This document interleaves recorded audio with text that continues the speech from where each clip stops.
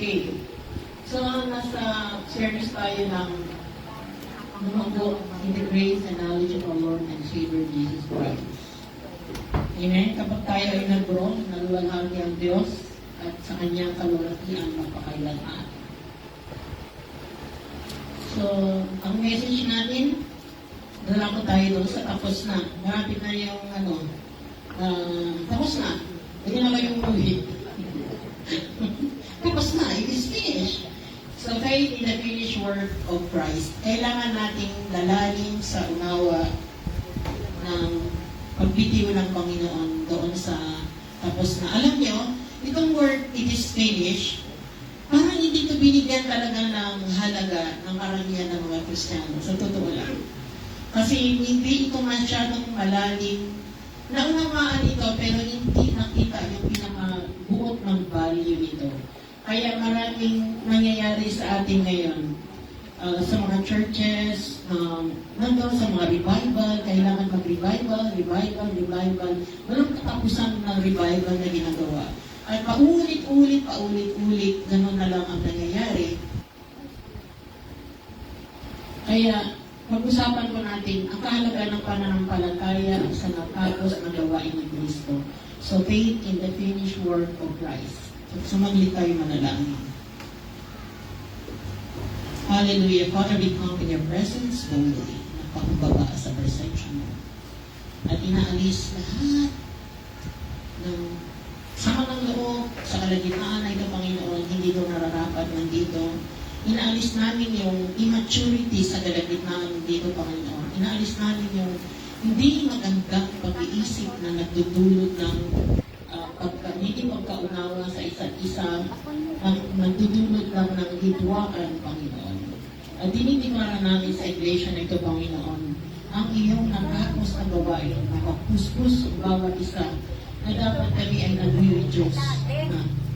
At hindi namin binibigyan karapatan ng kalaban sa lugar na ito upang makaroon siya ng karapatan na gumawa pa ng mga bagay para maging kasiraan ng pagtitibo na ito, Panginoon.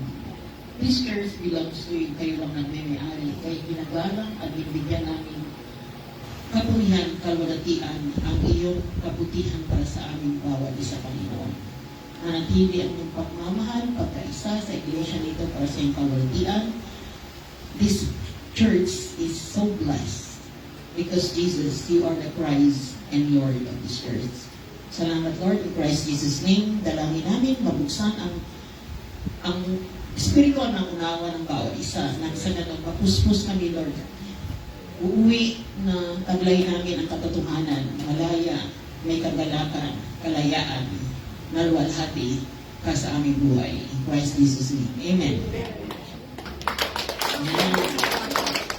Okay, pag-usapan natin yung pananampalataya sa natapos na gawain ni Kristo. Ano nga ba ang kahulugan ng natapos na gawain ni Kristo? Diba? Ano nga ba ito? Sabi ko nga sa inyo kanina, napapag-usapan natin ito, pero hindi ito lubos na bigyan ng malalim ng kahulugan kasi marahil hindi ito malalim na unawaan. Kaya mapapansin nyo sa sarili nyo, hindi stable. May araw, excited ka mag-church. May araw naman hindi. Di ba? Pero kahit na late ka, hindi ka nakagising ng maaga, tiniyak mo, better late than never. Di ba? Hindi mo na ng tubig. Mas maganda ulit ng tubig.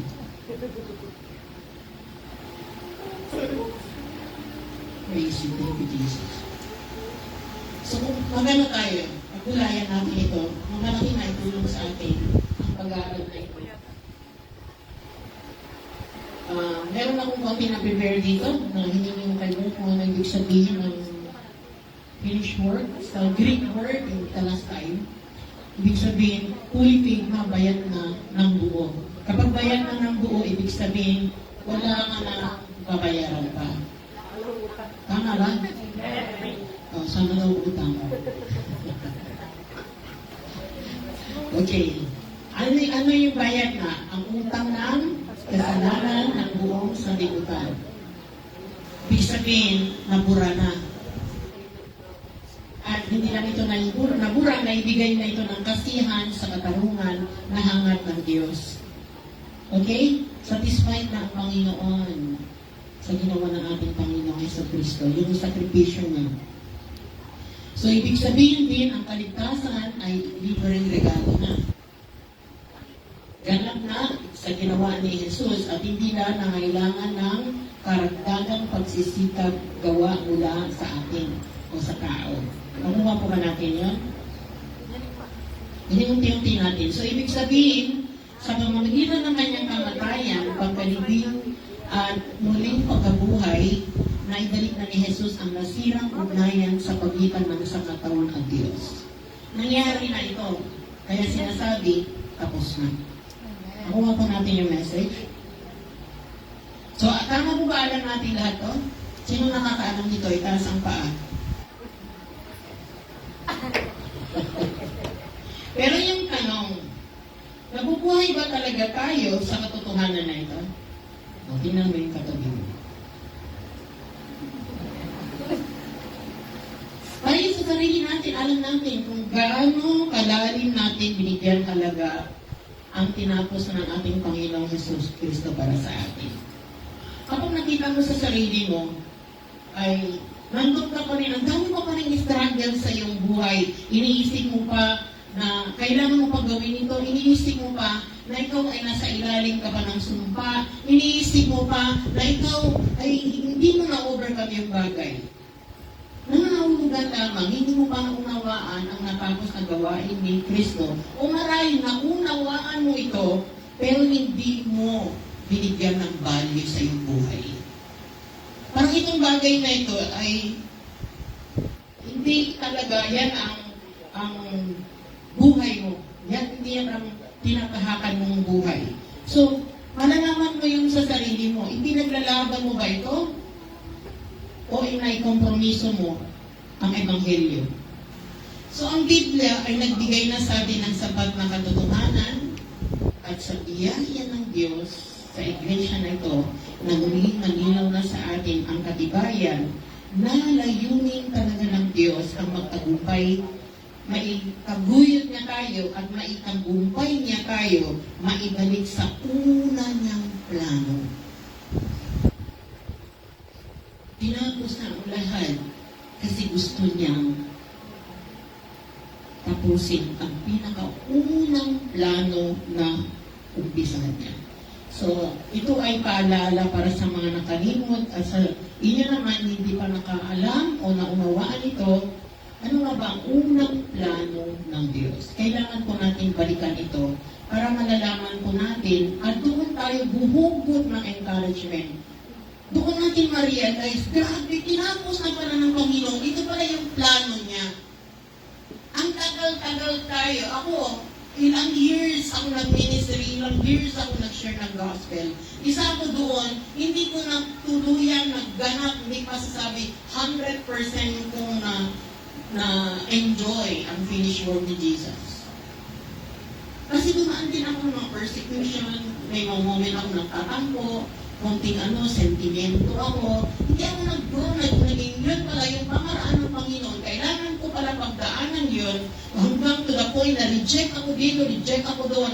Lagi ako na-reject para maunawaan ko ang value na tinapos ng Panginoon. Nandun pala ang sagot. Kapag ito po ang when we rest in the finished work of Christ, magbago po ang pananaw natin sa sitwasyon. Wala nang kwenta kahit ano pang ikikwento sa likuran natin ang mga tao, kahit ano pang sasabihin sa ating masakit, hindi na tayo naaapektado. Kasi tapos na. Amen? Tapos na. Tinapos na ng Panginoon. So, ano nga ba ang unang plano ng Diyos? Balikan natin. Sa Genesis 1:27 hanggang 28, hindi ko nababasahin lahat, no? Pero tingnan natin, sa plano ng Diyos, nung nilalang niya ang tao, una, ayon sa larawan niya, kawangis at kalarawan niya. At sila'y pinagpala at binigyan ng kapangyarihan. Yan po yung original plano ng Diyos para sa atin. At alam naman natin na nasira ito pagkatapos nagkasala si Eva sa si Adan. Pero yung tanong ko, alam na natin, pinag-usapan natin natapos na, nagbago ba ang plano ng Diyos?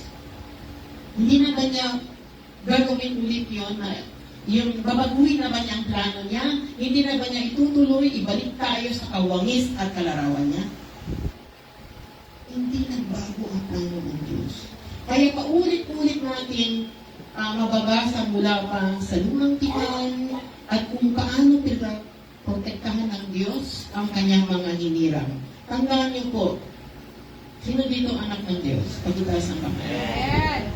Tayo po pinili at hinirang. Kaya, asahan po natin ang protection niya sa atin. Kaya nang hindi kasi tayo pumapasok doon sa protection niya. Nung yung isang paa ay pinasok natin, yung isang paa hindi. Di ba? Mapapansin niya yun sa ating sarili. I believe today, from this day on, lahat po tayo, dinideklara natin, magbuburo tayo. Amen. Kaya gusto ni Lord ipaalala sa atin. Sa panahon ng propeta Jeremias, may sa panahon mga hinirang ng Diyos na matatandang nabihag, mga pari, propeta, sila'y binihag ni Nebuchadnezzar sa Babylonia. Alam niyo po ba, dito po ako naantik habang binabasa ko. Kasi nakita ng Panginoon ang hirap na pinagdaanan nila at ganito kalalim ang kanyang malasakit. Bago tuluyan sila magupaypay na wala ng pag-asa, ginamit ng Panginoon si Propeta Jeremias para magpadala ng sulat sa kanila mula sa Jerusalem. At ito yung mensahe. Di ba, maano natin ito? Gusto natin ito. Sino gusto ng verse na ito? Lagi tayo na-encourage sa verse na yan, di ba? Naalam natin sinabi, sapagat sabi dito, ito assurance, alam niya ang plano para sa atin. At ang plano niya, hindi para itakas na makakabuti para sa atin. At ang plano na ito ay magdudulot sa atin ng ano? Kinabukasan puno ng pag-asa. So ilan sa atin dito, nabuhayan na ng loob, tuwing nababasa natin ito? Oh, praise God. Kahit na hindi sila magtaas ng kamay, nag-amen sila, mas matibay. So sa panahon natin ngayon, hindi nagbago hanggang ngayon, hindi pa rin nagbago ang plano ng Diyos. At tayo po ay gagamitin niya para maipaabot ang mensahe na ito sa ang magandang balita na ito, na ang plano ng Diyos ay hindi nagbago at layunin niya maibalik tayo muli sa kawangis at kalarawan niya. Subalit, hindi ito mangyayari sa buhay natin o maging mabagal ang proseso natin ito kung hindi natin buo lakbayan ang mula sa finish work o sa gawain na tapos ng ating Panginoong Jesus. Amen? Amen. Naging mabagal ito kung lagi natin ipinapasok ang sarili nating strategy, yung mga ideas natin, lagi na hindi sapat talaga ang gospel. Kailangan meron talaga tayong ilagay. Hindi tayo nakasalalay, hindi tayo nakasandal, hindi tayo sa English pa, hindi tayo nagre-rest, hindi tayo nag-distill, hindi tayo nanahimik, hindi tayo buo ng titiwala sa tinapos niya. Doon po tayo bumabagal. Kaya alam niyo, ang ginawa ni Apostol Pablo, i-encourage na tayo, tularan natin siya. Kung mahirap na talaga sa ating sumunod, tularan na lang natin, gayahin na lang natin. Amen? Para natin si Lord. Kaya, ini-encourage tayo ni Apostol Pablo, sila kasi na-experience na sila. Gayahin natin siya, sabi niya, dahil ginaya niya si Kristo. Nabuhay siya, in other words, nung sinabi niya, ginaya niya si Kristo, nabuhay siya parang katulad ni Jesus. Si Jesus, tinupad niya ang gawain ni Kristo. Dumating siya para tuparin ang gawain ni Kristo. Kaya walang ibang Kristo maliban si Jesus. So tayo ngayon ay dapat makita sa atin, wala na kasi sila Apostol Pablo. Tayo na sa panahon natin. Tayo na ang magpatuloy sa pagtawag sa kanila ng Panginoon na dapat tayo, kung talaga tayo ay nakay Kristo, mahalaga ang kaligtasan ng bawat kaluluwa. Kasi si Jesus malaga sa kanyang kaluluwa ng bawat isa eh. To the point, inalay niya ang buhay niya. Hindi naman niya hinihiling sa atin na magpapako tayo sa cross. Tapos nabayaran na niya.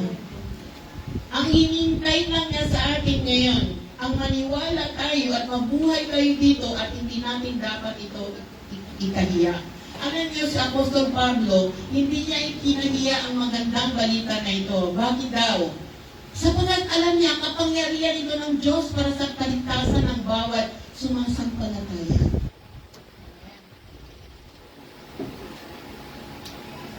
Mas madali ang problema natin sa ating pamilya kapag pag-usapan natin ang gospel, ang kikilos sa buong nating pamilya. Kayo, meron kayong mga anak. Meron kayong asawa. Napaka-importante ito. At hindi ko sinasabi, hindi ito importante sa akin. Napaka-importante na ito. Araw-araw, nananalangin ako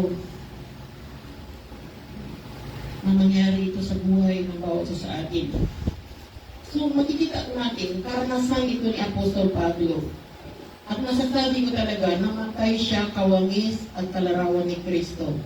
Kasi ang sakripisyo para sa ginawa niya para sa ligaw ng kaluluwa hanggang kamatayan. Kaya alam niyo, hindi lang si Apostol Pablo, kahit si Apostol Pedro, ito rin yung iniikayat tayo, ini-encourage tayo. Sabi niya, kailangan magpatuloy tayo lumago sa andaw sa kagandang loob ng ating.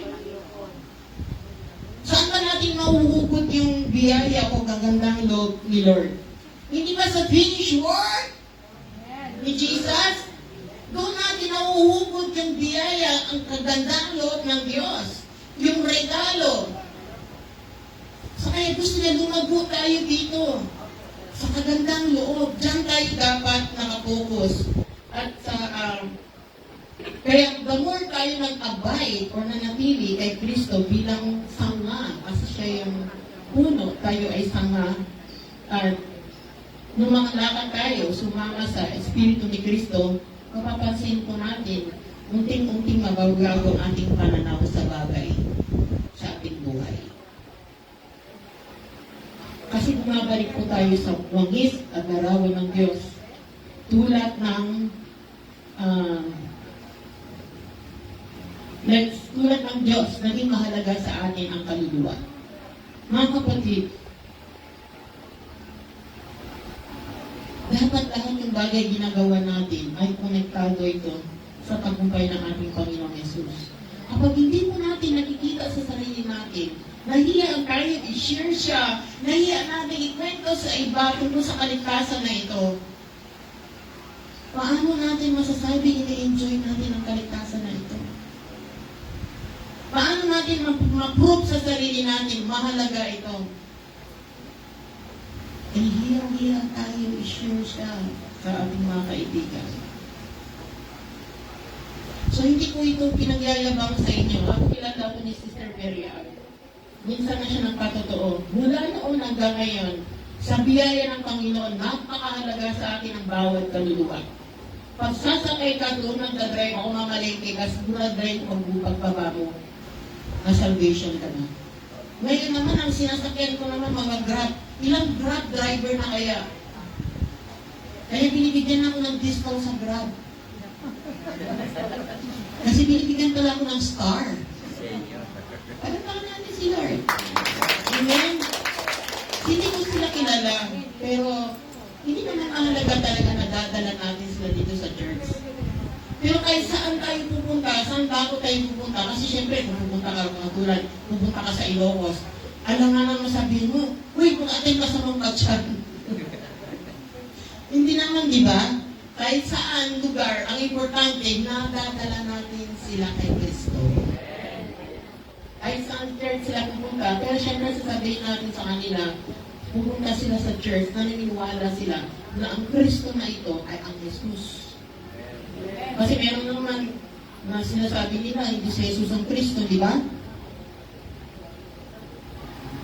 Pero mga kapatid, totoo nga, ang kailangan ng muna sa atin ang kaligtasan ng kaluluwa. So, bawat minuto, oras ay mahalaga sa atin. Dahil hindi natin alam kailan ang kamatayan, parehas kasi yan darating para magnanakaw. At hindi rin natin alam kung kailan babalik ang Panginoon. Hindi kasi, mahirap naman yun. Gusto mo, ikaw lang yung ligtas, tapos yung mga kakilala mo, nakausap mo. Marami tayong opportunity, meron tayong online. Marami din nanonood sa atin.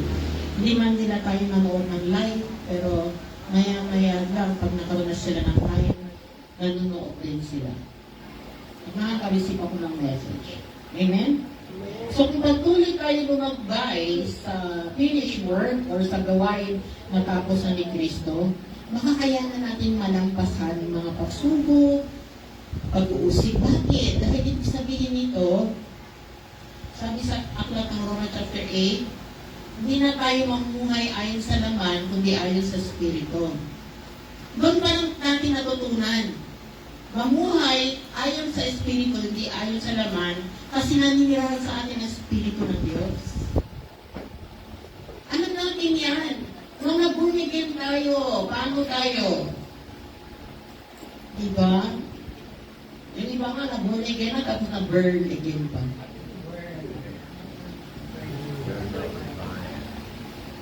Pero simula nang nandyan na yung Holy Spirit sa atin, na born again tayo, nung tayo nagsimula, nakaroon ng pagbabago ng pananaw. Tandaan po natin, ang nandyan sa atin, ay ang Espiritu ni Kristo. Kaya sabi dyan, kung wala sa isang tao ang Espiritu ni Kristo, hindi kay Kristo ang tao niya. At syempre, kung wala sa isang tao ang Espiritu ni Kristo, natural lamang na hindi siya makaroon ng halaga sa mga kaluluwa. Dadalhin pa niya yan sa mga kasino.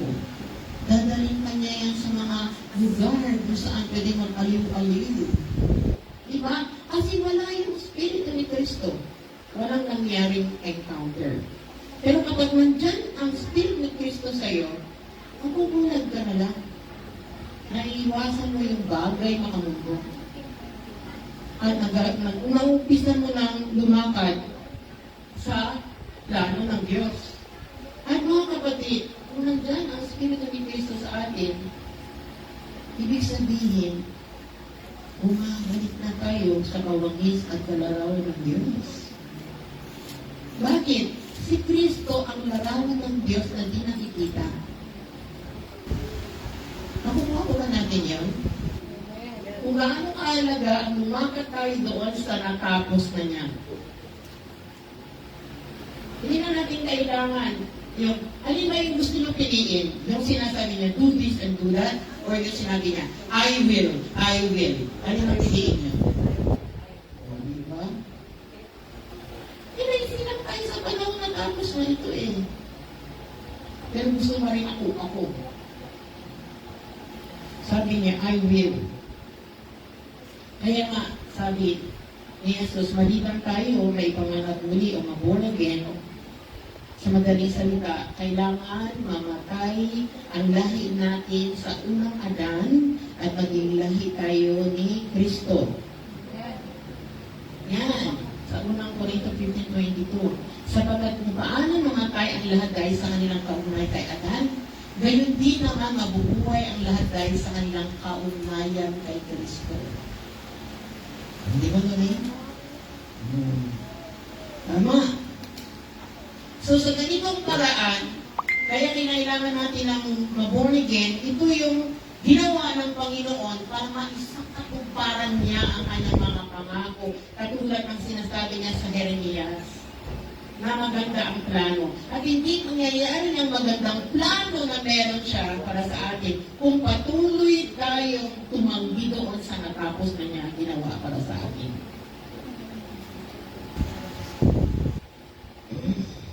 Alam niyo ba, para matupad yung Jeremias 29:11, buhay na buhay sa buhay natin. Ang ginawa ng Diyos, pinili niya tayo. Bakit niya tayo pinili? Para saan? Para maging anak niya sa pamamagitan ni Kristo Jesus. Ito ay ayon sa kanyang layunin at kalooban. Dakilang pagmamahal niya sa bawat isa sa atin. At ang spirito na yan, tayo ngayon, dahil nandyan ang spirito ng Diyos, sinubo niya ang kanyang anak. Saan nilagay? Sa ating mga saan? Puso. So, ibig sabihin kapag siya ay nasa puso mo na, kahit saan ka pupunta, kasama mo siya. At dahil nandyan siya sa puso, isa na po yung buktong na anak ng Diyos, si Kristo lang. At dahil nandyan siya sa'yo, tayo ngayon nakakatawag na tayo ng Ama. Ginawa na tayo ng Diyos, anak, at hindi na tayo mga ano daw? Hindi na tayo alipin. At hindi tayo alipin. Ano tayo? Tagapagmana, mga kapatid. Hallelujah! Yung finished work ni Jesus, binigyan tayo ng karapatan maging anak niya. At hindi tayo ginawang alipin, kundi tayo ay ginawang tagapagmana. At alam niyo po ba, ito ang dahilan kung bakit ayaw na ayaw ng Diablo. Pag-usapan natin at kilalanin natin, magsiki ipagkilala si Jesus bilang Kristo. Kasi alam niya, ito yung daan, pamaraan. Kapag tama ang pagkakilala natin kay Jesus, nabigyan tayo ng karapatan maging anak ng Diyos. Sabi nga, ang bawat sumampalataya na si Jesus ang siyang Kristo ay ang anak ng Diyos. Naging pamilya tayo ng Diyos. So, ibig sabihin, ang susi ng tagumpay kapag nanampalataya tayo kay Jesus bilang Kristo. Anong ibig sabihin nito? Ibig sabihin na nanampalataya tayo sa buktong na anak ng Diyos sa John 3:16, heart of the Bible. Ang Kristo na ito, yun ang pinangako ng Diyos na ibibigay niya ang buka isa-isa o buktong niyang anak. Kapag sinong sumampalataya, ano nang mangyayari? Hindi na makahamak, kundi makaroon ng buhay na walang hanggan. Amen? Blessing o hindi? Grabe yung blessing binigay sa atin ni Lord. Tinapos na niya. Tapos na po yung John 3:16. Nangyari na po yan. Dahil isa katuparan na yan. Ang dahil sa pag-ibig ng Diyos sa atin. So, ginawa niya ito dahil gusto niya magtagumpay tayo. Makaroon ng buhay sa atin. Ang Jeremias 29:11 pangako niya. Amen. Makaroon tayo ng buhay na may kasaganaan, puno ng pag-asa. Kaya sino nga ba ang magtatagumpay sa sanlibutan? Sapagkat nakapagtagumpayan ng mga anak ng Diyos ang sanlibutan. Sino magtatagumpay? Mga anak ng Diyos. Sino ulit ang anak ng Diyos? Hallelujah. At hindi lang tayo, sila din, baka sasabihin nila, kulto na tayo. Sila din doon nakikinig sa atin, basta sila po ay nanampalataya sa ating Panginoong Yesus na siya yung tunay na Kristo. Sapagkat sabi dyan, at nagtatagumpay tayo sa pamagitan ng pananampalataya kanino? Ay, pananampalataya sa si Jesus ang anak ng Diyos. Sapagkat si Jesus ang anak ng Diyos, ibig sabihin siya yung Kristo, siya yung binanggit sa John 3:16 na ibinigay sa atin. Amen?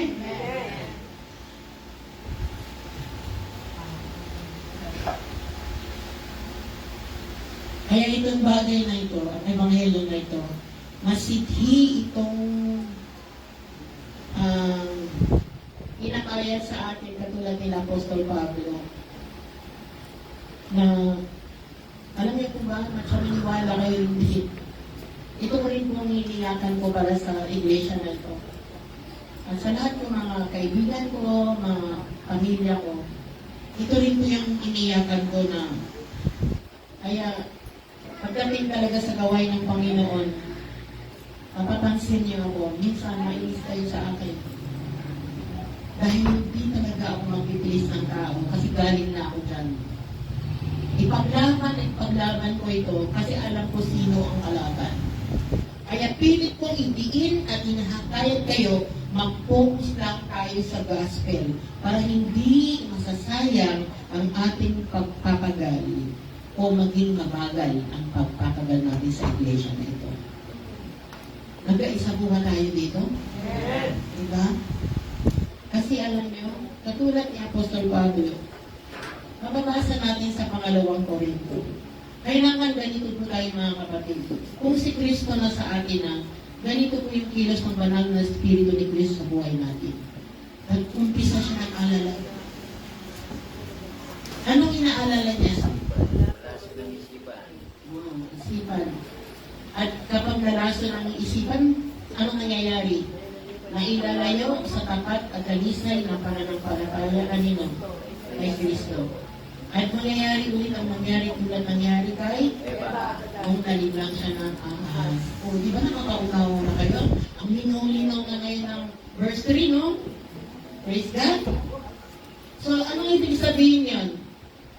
Doon sa mailayo kayo sa tapat at dalisay na pananampalataya kay Kristo. Yan ay inutukoy doon sa finished work.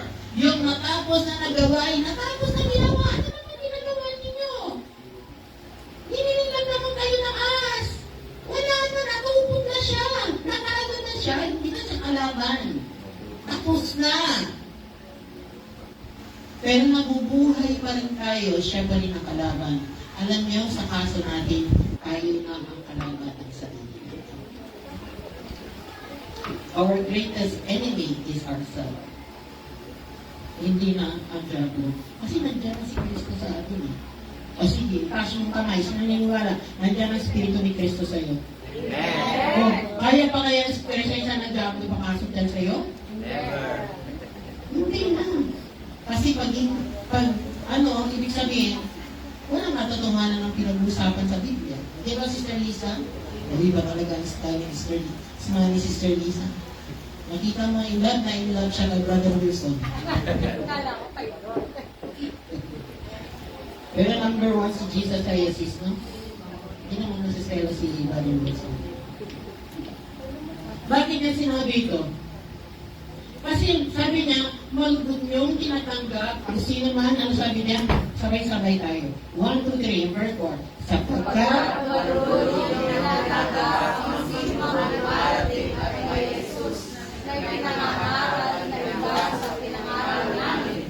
Tinatanggap ninyo ang Espiritu at aral na iba sa ituro namin sa inyo. Amen? So, ibig sabihin, Pastor, binabanggit lang yung pagkaaral ni Jesus, go hanggang go.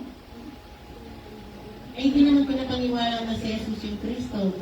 Hindi naman pinapaniwala na si Jesus yung Diyos. Hindi ba? Maraming churches ngayon, si Christ Jesus, ano lang sa kanila, tao lang siya. Totoo ba? Hindi naman siya yung Diyos. So, basta nagbibigay ng pangalan. So, ano nangyayari? Natatanggap po natin yung spirito ng aral ng iba na kaysa doon sa tinuturo. So, mahalaga rin, alam natin kung ano ba ang tinuro nila. At hindi lang ito nangyari sa iglesia ng Corinto. Nangyari din ito sa iglesia ng Galacia. Sabi niya, dito naman, kung kanina nag-alala siya, dito naman, nagtataka. Nagtataka ako, bakit kayo dali niyong tumalikod sa Diyos na tumawag sa inyo sa pamamagitan ng kagandang loob ni Kristo? Ano kasi ang ibig sabihin ng kagandang loob ni Kristo? Ang natapos na gawain na ni Jesus. Yan ang kagandang loob ni Kristo. Kuha talaga ni Sister Rita. Pero sabi niya, at kayo bumaling agad sa ibang magandang balita. Basta narinig niyo yung pangalan ni Jesus. Pero kailangan gawin niyo ito, gawin niyo yun. Parang it seems right. Pero ang sinasabi dati na, tinatalikuran natin ang natapos na niya. At bumabalik na naman tayo doon sa bagay, gusto pa na naman natin tapusin. Na ilagay natin sa walang kabuluhan ang tinapos na niya para sa atin. Buti na lang, umaatras ng relo. Sa totoo lang, sabi dito mga kapatid, wala na ibang magandang balita. Wala na, isa lang. There is no other way for us to be saved. Jesus is the only way, He's on the truth and the life. Walang pwede dumiretso sa Ama, maliban dumaan muna sa Kanya. Kasi siya yung daan, buhay. Siya yung daan at siya magbibigay sa atin ng buhay at siya din yung katotohanan. Wala nang ibang magandang balita. Kung meron lang tayong narinig ngayong magandang balita, may kakasal. Pero hindi niya kayang higitan ng magandang balita ni Kristo. Amen? Palakpakan natin yung mga ikakasal. So, napaka-importante ito mga kapatid, na alam natin, wala nang ibang magandang balita higit sa natapos na ng ating Panginoong Jesucristo. Yan talaga ang magandang balita. Nabalitaan mo lang, imagine mo, papasok ka sa bangko, tapos, kasi may utang ka eh. Tapos sasabihin sa iyo yung bank teller, ay ma'am, bayad na. Magandang balita o hindi? Maganda. O, diba?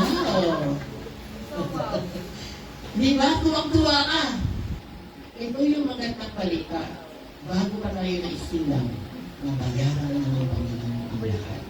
Ang kailangan na lang natin, maniwala, mabuhay dito sa magandang balita na ginawa na ng ating Panginoon Jesucristo para sa atin. At tandaan po natin mga kapatid, sabi sa Galatians chapter 1, verse 8, kaya sa iglesia na ito, hindi natin pinapayagan at pinaalis natin ang plano ng kalaban para pasukan pa tayo ng ibang magandang balita. Sabi dito, kahit tayo man, sabi ng Apostol Pablo, kahit kami, o isang anghel mula sa langit ang mangaral sa inyo ng magandang balita na iba sa pinangaral namin sa inyo, parusahan nawa siya. May kaakibat na parusa. Kaya hindi natin papayagan. At inulit niya. Sabi namin ito sa inyo at inulit na ngayon, parusahan nawa ng Diyos ang sino mang mangaral sa inyo ng magandang balita na iba kaysa sa tinanggap ninyo na. Yan pang ibinabalik tayo doon sa bagay na kailangan pa natin gagawin ito. Ay libre na nga ang kaligtasan eh. So hindi ibig sabihin ito, pag lumalagay tayo sa natapos na ni Jesus, maaari na tayo magpatuloy sa pagkakasala. Hindi po ako naniniwala. Kapag ikaw nakipag-isa na at naniniwala ka at ang kapangyarihan na natapos na ni Jesus na hindi na niya tutulungan bumangon at umalis sa dating buhay. Amen? Kaya na tayo iniligtas para tuluyan tayo magkaroon ng tagumpay.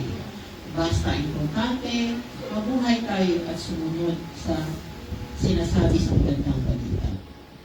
At syempre, lastly, huwag po natin kalimutan na bakit sinasabi ko, mga kapatid, ito po ay personal message na rin na masabi ko. Dahil ba nais kong mapuri ng tao? Bakit ganon nila masidhi, ipinagpatuloy at ipinaglalaban? Dahil ba nais kong mapuri ng tao? Hindi. Ang papuri naman ng Diyos ang kahit kong inahangan. Sinisika ko bang magbigay lubot sa tao? Hindi. Kung yan ang talagang hangat ko, hindi na sana ako naging alipin ni Kristo. Amen? Tandaan niyo po, minsan maranasan niyo po yung sa akin, pagdating talaga sa gospel, matigas talaga ang aking ulo. At maaari kayong masaktan kapag takihan ko kayo. Pero nasisigurado ko sa inyo, mahal na mahal po kayo ng Panginoon. Kayo ganoon ang gusto niya, kayo dito sa gospel na ito, sapagkat ayaw niya malugod tayo sa parusa. Amen? Dahil tandaan po natin, sinabi si Jesus mismo nagsabi dito, hindi lahat ng tumatawag sa akin Panginoon ay papasok sa kaharian ng langit, kundi ang mga taong sumusunod sa kalooban ng aking Ama na nasa langit. Amen? Amen. Mag-part 2 po tayo dito. Sa part 2, huwag niyo po yung i-miss out. Kasi doon po natin makikita ang kabuuan. Ano ba ang mga ebanghelyo na sinishare talaga ng early church believer? At ano ang mga nangyari sa mga gumagamit sa pangalan ni Jesus na sila naman ay hindi naman talaga tunay na may relasyon sa Diyos. Tumakbo silang huwat-huwat na ilagay sa kahiyaan. At yun yung pagbulayan natin sa susunod sa part 2 ng message natin. Kasi nakikita ko na iba na yung galaw-galaw na. Alam ko na yun eh. Busog na ang mga ito. Tama? Ganda ng smile ko, natapos na. So, i-declare natin na tayo, ang iglesia na ito, bawat isa sa atin, tatayo tayo. We stand, abide in the finished work of Christ. Amen? So, i-declare natin. Kaya dito natin gagawin ang deklarasyon natin. At dapat, puso po natin, i-declare ito.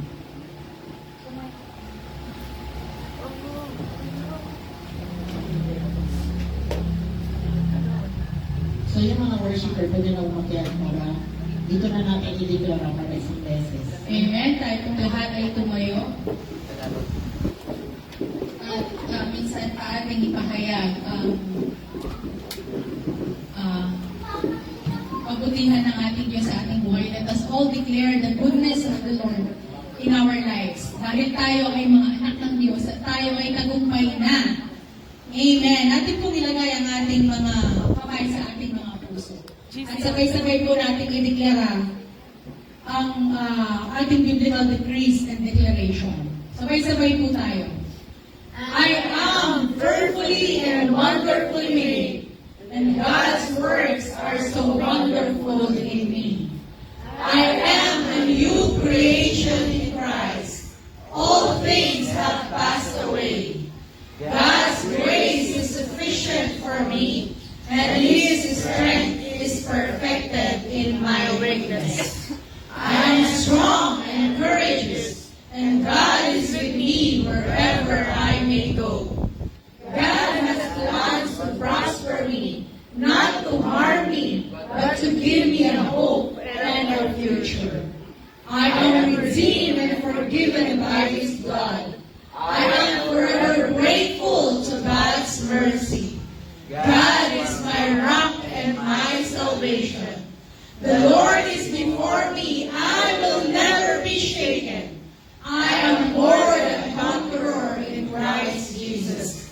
I am an overcomer.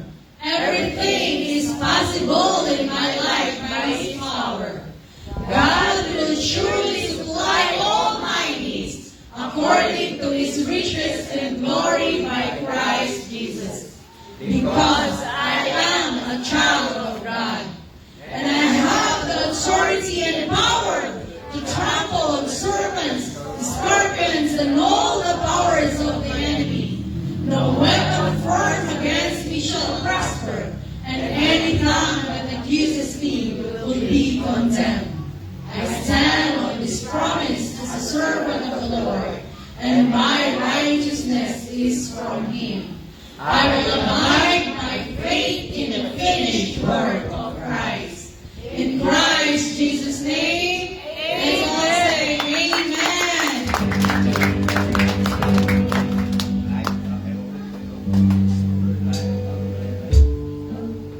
Amen. Amen. Mabuti ka, O Diyos, na Ikaw ang buwang ngayon at pakailan mo.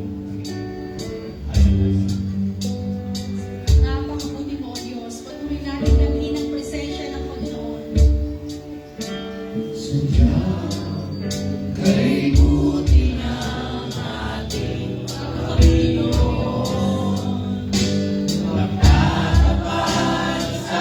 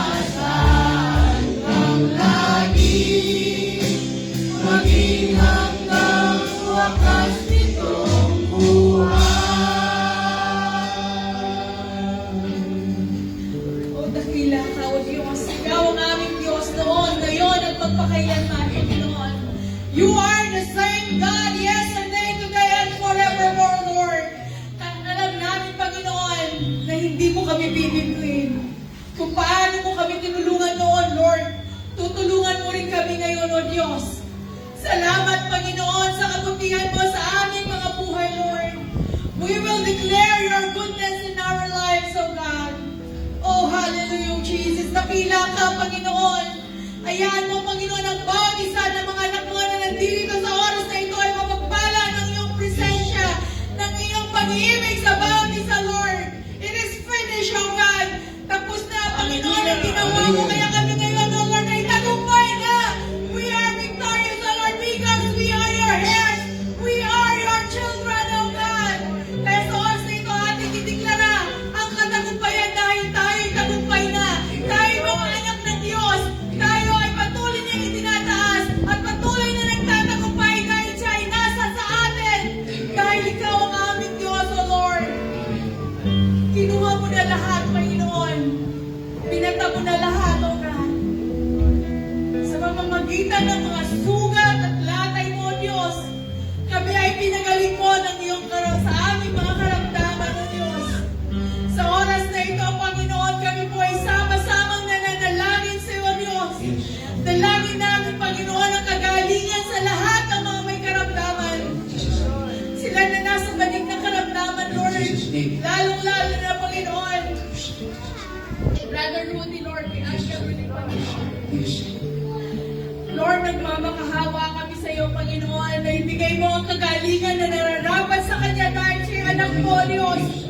Lord, kung paano ka naging tapat sa Kanya noon, Panginoon, maging tapat ka rin sa Kanya ngayon, O Lord.